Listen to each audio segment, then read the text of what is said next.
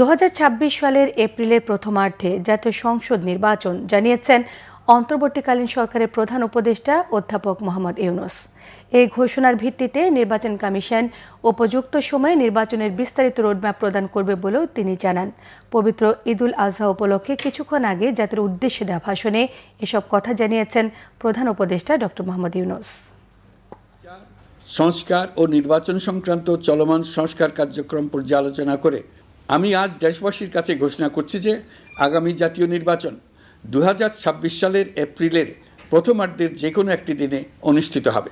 এই ঘোষণার ভিত্তিতে নির্বাচন কমিশন উপযুক্ত সময়ে আপনাদের কাছে নির্বাচনের বিস্তারিত রোডম্যাপ প্রদান করবে। আমরা এমন নির্বাচন চাই যা দেখে অভ্যুত্থানের শহীদদের আত্মা তৃপ্তি পাবে, তাদের আত্মা শান্তি পাবে।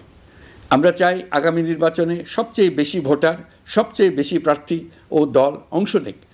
এটা সবচেয়ে অবাধ, সুষ্ঠু ও নিরপেক্ষ নির্বাচন হিসেবে জাতির কাছে স্মরণীয় হয়ে থাকুক।